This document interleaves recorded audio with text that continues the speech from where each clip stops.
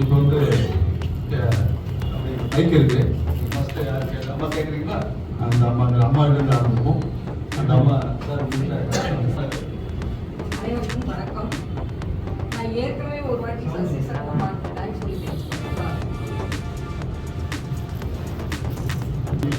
சொல்லிட்டேன். அனைவருக்கும் வணக்கம். என்னோட பேர் பூங்குடி. நான் ராமாபுரத்துலேருந்து வரேன். இந்த படம் நான் பார்த்தாச்சு. ஆல்ரெடி சசி சாருக்கு நான் வந்து ஏற்கனவே தேங்க்ஸ் சொல்லியிருக்கேன். அவரோட இன்னொரு முனுசாமி படத்தோட தலைமுறை அவர் வேற ஒரு இடத்துல வந்தது. அந்த இடத்துல நான் அவருக்கு தேங்க்ஸ் சொல்லியிருக்கேன். திரும்பவும் தேங்க்ஸ் சொல்லணுன்றதுனால தான் இந்த தேங்க்ஸ் சொல்லுவேன். நம்ம எல்லாமே பார்த்தீங்கன்னா சினிமா உலகம் வந்து ஒரு பெரிய வந்து எல்லாருக்கும் ரீச் ஆகிற ஒரு மீடியா சினிமா. ஆனால் கூட அங்கே வந்து பார்த்தீங்கன்னா இன்னும் வரைக்கும் அது ஆம்பளைக்கான இடமா தான் இருக்கும். எல்லா பெரிய பெரிய கேரக்டர் எல்லாமே உண்மையை வந்து வெறுமனே ஒரு கிளாமர் ஒரு ஆழத்தான் இருக்காங்க. அப்படிதான் பார்க்குறாங்க. அப்படிதான் அவங்க வந்து கல்லா கட்டுறதுக்கான வேலையை தான் செய்கிறாங்க. பட் சசி வந்து ஒரு பெண்ணோட உணர்வை புரிஞ்சுக்கிட்டு அதை அப்படியே ப்ரெசென்ட் பண்ணுற இடம் பண்ணுறீங்களா? அதனால தான் நான் வந்து எத்தனை வாட்டி வேணால் அவருக்கு தேங்க்ஸ் சொல்லலாம்னு சொல்கிறேன். ஏற்கனவே நான் அவருக்கு தேங்க்ஸ் சொல்லியிருக்கேன். அதை நான் என்ன சொல்லலாம், அதுக்கான கடமையை எனக்கு இருக்குன்னு நினைக்கிறேன். இந்த படத்தில் வந்துட்டு ரொம்ப நுட்பமாக ஒரு விஷயம் காட்டியிருப்பாரு. அந்த நூறுசாமி படத்தோட முக்கிய கதையே நான் என்ன நினைக்கிறேன்னா, அந்த நாளைக்கு கல்யாணம்னு சொல்லிட்டு இந்த பையன் சொல்லுவான். அப்போ வந்து அந்த அம்மா கலங்குவாங்க. அவங்க வந்து சொல்லுவாங்க, என்ன அந்த வீடு அம்மானே இருக்குமா அப்படின்றது தான் அந்த படத்தோட மைய கருத்தே அதான். ஒவ்வொரு பொம்பளைக்கும் வரக்கூடிய கேள்வி அதுதான். எனக்கு வந்து இப்போ 60 வயசு ஆகுது. ஆனால் நான் வந்து அந்த நேரத்துக்கு அந்த கேள்வி வரக்கூடிய அந்த அம்மாட்ட வந்து அந்த கேள்வி வரக்கூடிய அந்த நிமிஷத்துல நான் வந்து அந்த 42 வயசுக்கு ஏதோ தாயா மாறிட்டேன். நான் என்ன மறந்துட்டேன். என் பேர் பூங்குடி இருக்கிறது நான் மறந்துட்டேன். அந்த தாயாவே நான் மாறிட்டேன். அந்த இடத்துல வந்து ஆமா இல்லை என்னோட 2 குழந்தையும் மிஸ் பண்ணிட்டு நான் எப்படி ஒரு துணை தேடி முடியும்? எனக்கு வந்து துணை வேணுமா? ஆனால் என் 2 குழந்தையும் தொலைச்சிட்டு துணை தேடணும்னா அது என்னால் முடியாது இல்லையா அப்படின்னு சொல்லிட்டு ஒரு பெரிய ஒரு பிரளயமே மனசுக்குள்ள வந்துச்சு. நான் கமல் தியேட்டரில் படம் பார்க்குறேன். அப்படியே ஒரு மாதிரி என்ன சொல்றது, வாய் கதறியோட ஒரு நிலைமை அந்த கேள்வி. ஆனால் நான் கதற முடியாது. தியேட்டரில் உட்காந்து படம் பார்க்குறேன். மனசுக்குள்ளேயே கதறேன்.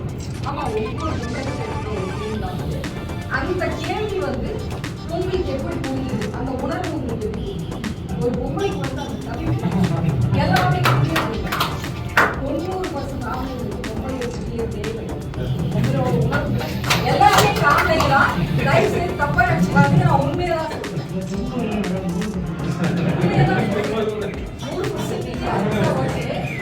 நான் வந்து சரி மொத்தமே சொல்றேன். சசி மாதிரி இருக்காங்க. தந்தை பெரியார் இருக்காரு.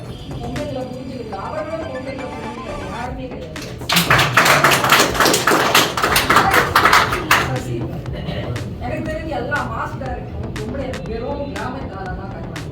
கரிவேப்பில மாதிரி வெறும் கிள்ளியாக தான் காமிக்கிறாங்க.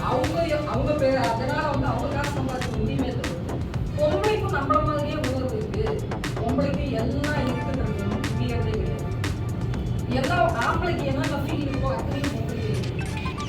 அதை விட காண்டி இன்னும் எக்ஸ்ட்ராவா தாய்மொழி அது ஆம்பளுக்கு கிடையாது. ஆனால் அவங்கள்ட்ட இருக்குமா? ஆக்சுவலி தாய்மானன்னு சொல்றாங்க, அது இருக்குமா? ஆனால் வந்து அது மிஸ் ஆகுது. பட் இந்த விஷயம் நீங்க எப்படி உணர்ந்து அதை வந்து நீங்க ப்ரெசென்ட் பண்ணுங்க. அந்த கேள்வி அதான் மயக்கம் மனப்போட மயக்கம் உங்களை வந்து மறுபடியும் யோசிக்கிறது. நான் வந்து என் குழந்தைங்களை மிஸ் பண்ணிட்டு தான் ஒரு குழந்தை இருந்தா அது எனக்கு வந்து குழந்தைங்களை மிஸ் பண்ணிட்டு ஒரு வாழ்க்கை எனக்கு முடியாது. அந்த இடம் என்னால் கற்பனை கூட பண்ண முடியாது. அந்த கேள்வி தான் பார்க்க அது வந்து நீங்க எப்படி ஒரு ஆம்பளை ஆரம்பிச்சு நீங்க எப்படி அந்த படத்துல போனாங்க. ரொம்ப நன்றிமா. உங்க கேள்விக்கு இப்ப இயக்குனர் அவர்கள் எனக்கு இன்னும் கொஞ்சம் சொல்லணும். அவர்கிட்ட அவர் பதில் சொல்லணும். இங்க வந்துருவாரு.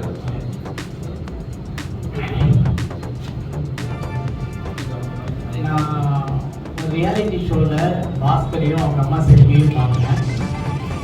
அவங்க சொல்கிற கதை எனக்கு பயங்கரமாக உருக்கிச்சுன்னு எப்படி இந்த பொண்ணு யார் எப்படி அம்மா அப்பா இந்த இடத்துல இவங்களுக்கு வச்சு பார்க்குறது என்ன ஆகலை, என்ன இவனுக்குள்ள என்ன மாறும், என்ன இந்த ஏஜில் இந்த பையன் என்ன புக் படிச்சிருப்பான், எப்படி இந்த மனம் இவ்வளோ விசாலமாச்சு, இதெல்லாம் திங்க் பண்ணிட்டு அதுக்கப்புறம் இவரை கூப்பிட்டு பேசுகிறேன். அப்புறம் அந்த ஊருக்கு போகிறேன், செல்விக்கிட்ட பேசுகிறேன். இந்த மாதிரி ஸோ நீங்கள் இந்த படத்தில் பார்த்துருப்பீங்க, 37வது வயசுல அவங்க வந்து நான் கல்யாணம் பண்ணிக்கலாம்னு இருக்கேன்னு பாக்கியத்தை சொன்ன அதே அம்மா 43 வயசுல தான் பையனுக்கு கல்யாணம் பண்ண வேண்டிய இடத்துல இருக்கிறப்ப அவங்க மறுக்கிறாங்க, முடியாது. இதெல்லாம் உண்மையாகவே நடந்த விஷயம்.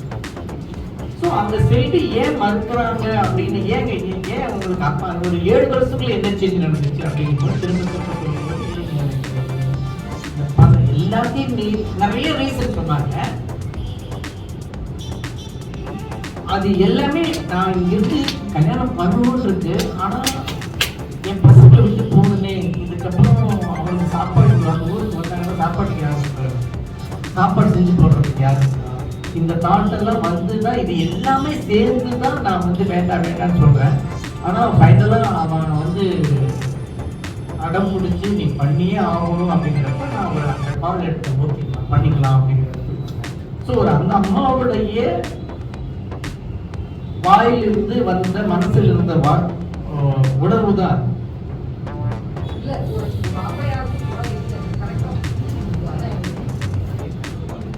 திரும்ப திரும்ப நான் வந்து இவங்க அப்பா கிட்ட பேசுறேன், இந்த ஏழுமலை கேரக்டர் பேசுறேன், செல்வியோட பேசுறேன், இவங்களோட பேசுறேன், எல்லாரோட இந்த ஊர்ல இருக்கிற எல்லாத்துக்கூடயும் பேசுறேன். யாரு அப்படின்னு ரெண்டு இந்த டாக்குமெண்ட்ரி எல்லாம் பண்ணி முடிச்சுட்டதுக்கு அப்புறம் எனக்கு இருந்த கேள்வி வந்து 2 கேள்வி தான். எப்படி ஒரு பையனால அப்பா இந்த இடத்துல வந்து பார்க்கணும் அப்படிங்கிற போது. 2வது, இப்போ நான் எங்க வீட்டுக்கு போனோம்னா எங்க தம்பி இருக்காப்படி இருக்காப்படி அம்மா இல்லையே, அம்மா வந்து இடத்துல இருக்கு, எப்படி அம்மா இல்லாம பசங்க இருக்காங்க, எப்படி நம்ம விட்டு போக முடியுது. லிட்டரலாக எனக்கு தோணுது, இவ்வளோ படிச்சு இவ்வளோ பெரியார் படிச்சு இவ்வளோ புத்தகங்கள் படிச்சு இவ்வளோ பெண்கள் பற்றின புத்தகங்கள் படிச்சுமே எனக்கு இது உறுத்து, ஒரு அம்மா எப்படி விட்டு போக முடியும். சரி, இதை தான் நம்ம டீல் பண்ணணும். இந்த விஷயத்த சொன்னா எனக்கு இவ்வளவு படிச்சுட்டு எனக்கு இருக்கிற கேள்வி, ஒண்ணுமே படிக்காம வந்து படம் பார்க்கணும்னு கண்டிப்பா இருக்கும் இல்லையா. ஸோ இது 2க்குமே இந்த படத்தில் பதில் சொல்லணும், இதை கிளைமேக்ஸா வச்சுக்கணும் அப்படின்னு சொல்லிட்டு ஒரு ரைட்டரா யோசிக்கிறப்ப இந்த அம்மா தான் கடைசி, அதாவது குழந்தைங்களை ஸ்கூலுக்கு அனுப்ப முடியாம, போர்டிங் ஸ்கூலுக்கு அனுப்ப முடியாம, வேண்டாம்னா நான் படிக்க வச்சுக்கலாம், நீங்க எங்கேயே இருக்கடான்னு சொன்ன அம்மா தான் பசங்களை விட்டு போகணும். இதுதான் அயனி, இதுதான் வந்து இருக்கிற என்ன சார் முரண். போய் ஆகணும், ஆனா பசங்க பிரிச்சாங்க. இது வந்து எல்லா நல்ல படத்துலையும் பார்த்தீங்க அப்படின்னா நம்மளை என்ன சொல்றது, நம்மளை உருக்கிற இல்லை நம்மளை பாதிக்கிற எல்லா படத்துலையும் இது இருக்கும். அந்த கேரக்டர் வந்து அதை செய்யணும், ஆனா செஞ்சு அதை பாதிப்பு வரும். அதை மீறி செய்யும் போதுதான் அந்த கதை வந்து நிற்கும் மனசு நிற்கும். அப்படிப்பட்ட ஒரு இடமா தான் நான் இந்த இடத்த பார்த்தேன்.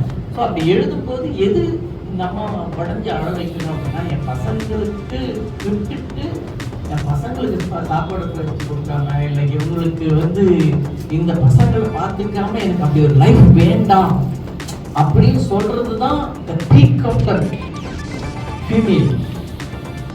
ஒரு பெண்ணா ஒரு தாயா அதுதான் இருக்க முடியும்னு எனக்கு நான் எழுதும்போது வந்திருந்தேம்மா. பட் செல்விட்டு இருந்து அதுக்கான கூறுகள் தான் எனக்கு கிடைச்சது. படத்துடைய கிளைமேக்ஸ் இதுதான் அப்படிங்கிறது டிசைட் பண்ணது நான் எழுதும்போது. அது வந்து நிறையா பெண்கள் பற்றி படிக்கிறதுனாலையோ இல்லை செல்வி மாதிரி பெண்கள்கிட்ட இல்லை உங்களை மாதிரி ஆண்கள்கிட்ட பேசும்போதோ அப்படி தெரிஞ்சுக்கிறது.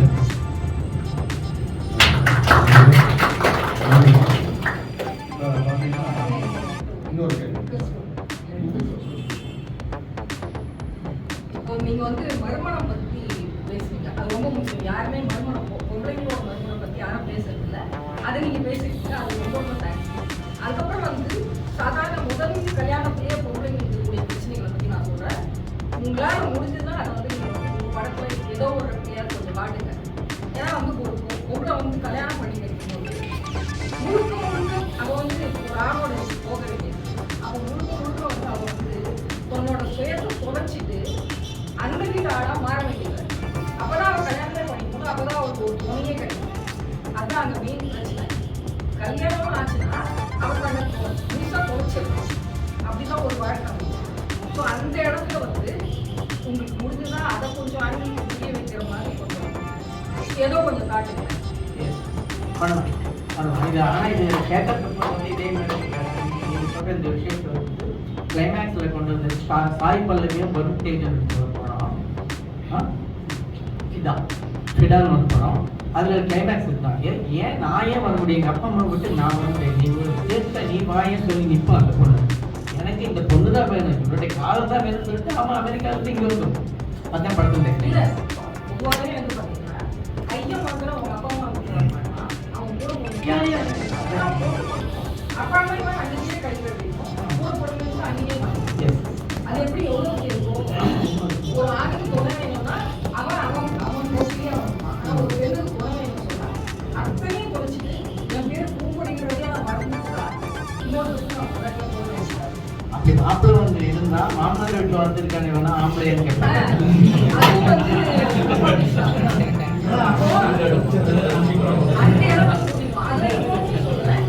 ஒரு அம்மா வந்து புருஷன் வீட்டுக்கு போக வேண்டி இருக்கிறது அந்த பொண்ணுக்கு சொல்லி ரெடி பண்ணும்போது அம்மாவுக்கு பொண்ணுக்கு வரக்கூடிய மன உளைச்சல் ரொம்ப பேசு. நாங்கள் வச்சிருக்கோம் ஒரு பொண்ணு அதுக்கு முன்னாடி பெண்ணை கல்யாணத்துக்காகவே வளர்த்துறது ரொம்ப கொடுக்கும். அது இருக்கு. இப்ப நான் வந்து பொண்ணு படிக்கலாம் வச்சு எல்லாம் பண்ணியாச்சு, சொந்தக்கார இருக்கிற வழியெல்லாம் வச்சு எல்லாம் பண்ணியாச்சு. ஆனா அப்புறம் அதுக்கப்புறமா கல்யாணம் ஒண்ணு நடக்கணும்னா அந்த இடத்துல எப்படி அட்ஜஸ்ட் பண்ணணும், எப்படி அதை சொல்லி தரும்போது அம்மா மேலே தோணுது போகுது. அத்தனை வருஷம் வளர்த்த அம்மா மேலே எதிரியா பார்க்கக்கூடிய ஒரு சூழல் பொண்ணு அந்த ஒரு துர்பாக்கி எடுக்காத ஒரு அம்மா அந்த மாதிரியான ஒரு துர்பாக்கி இதை வந்து நீங்க பண்ணுறீங்க. கண்டிப்பா இது ஒரு படமாவே பண்ணணும். ஏதோ ஒரு ஏன்னா அந்த மாதிரி ஏதோ ஒரு லைன்ல நான் வந்து முன்னாடியே வந்து சார் வந்து ஐ லவ் யூ சசி சொன்னேன். போன வாட்டி கலந்துரையாடல நான் பார்த்தேன், அவ சொன்னேன். இப்போ வந்து பாஸ்கெட்லேயே நான் சொல்றேன் ஐ லவ் யூ பாஸ்கெட். அம்மா பார்க்குற அம்மா இல்லை, எனக்கு கூட இந்த பிள்ளை தான். எனக்கு இந்த மாதிரி பிள்ளை ரொம்ப சந்தோஷமா